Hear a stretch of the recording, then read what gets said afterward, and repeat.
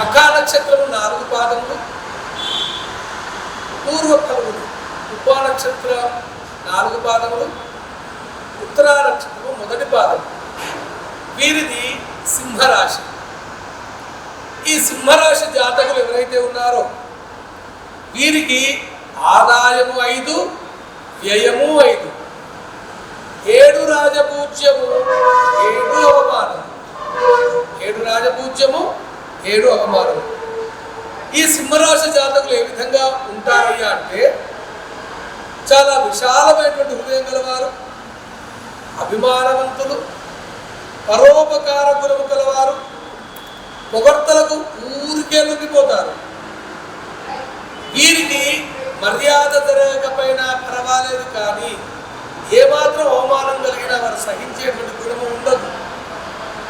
అభిమానం, పట్టుదల, అందరిని మించాలనేటువంటి కుతూహలం చాలా ఎక్కువగా ఉంటుంది.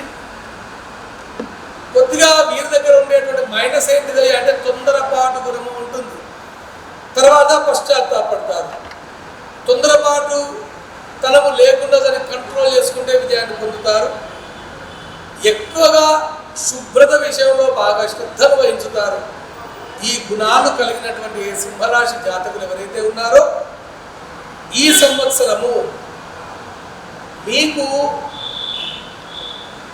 జూన్ 1వ తేదీ వరకు 11వ స్థానములో గురువు ఉన్నాడు.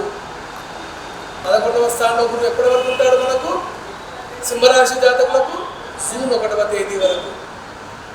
మీ పనులు ఏవేవి మీరు పూర్తి చేయాలి అనుకుంటున్నారో, మీరు వ్యాపారాన్ని ఆరంభం చేస్తారా, ఉద్యోగం కోసం ప్రయత్నం చేస్తున్నారా, చక్కైనటువంటి ర్యాంకు రావాలనేటువంటి తాపత్రయంతో ఉన్నారా, గట్టిగా చదవండి, ర్యాంకును కొట్టండి.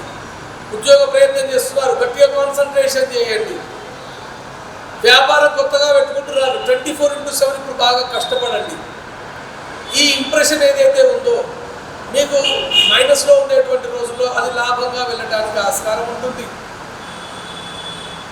మీకు జూన్ 1వ తేదీ నుంచి మొదలుకొని సంవత్సరాంతం మొత్తం కూడా గురువు మైనస్లో ఉంటాడు. 3వ స్థానము, 4వ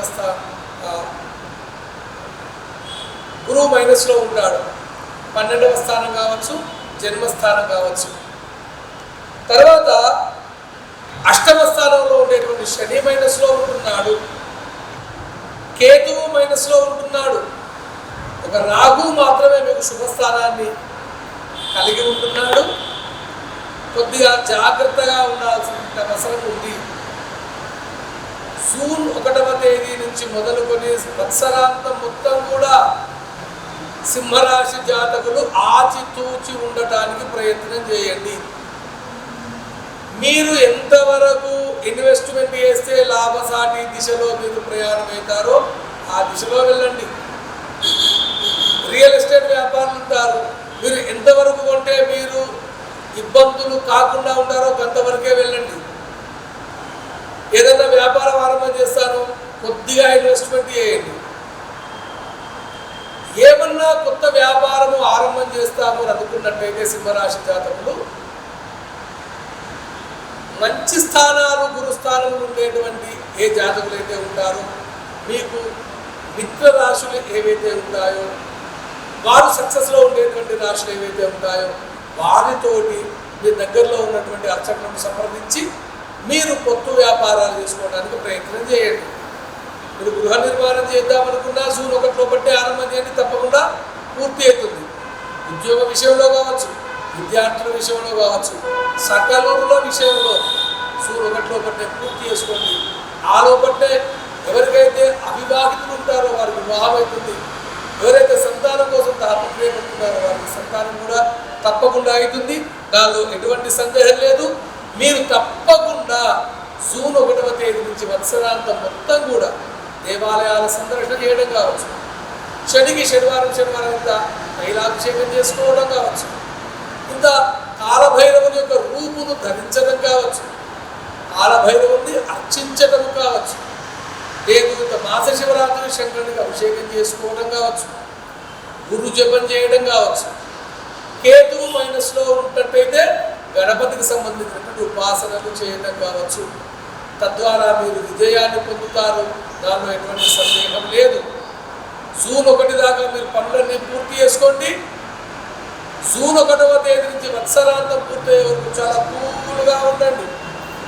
ఎక్కడా జోక్యం చేసుకోకండి, ఏ పనులలో తలదూర్చకండి, ఎక్కడ ఇన్వెస్ట్మెంట్లు చేయకండి, ఎక్కడ తగాదాలలో తలదూర్చకండి. అంటీ ముట్టనట్టు వ్యవహరించండి. నోరును అదుపులో పెట్టుకోండి. సక్సెస్ భరోసా నేను ఇస్తున్నాను.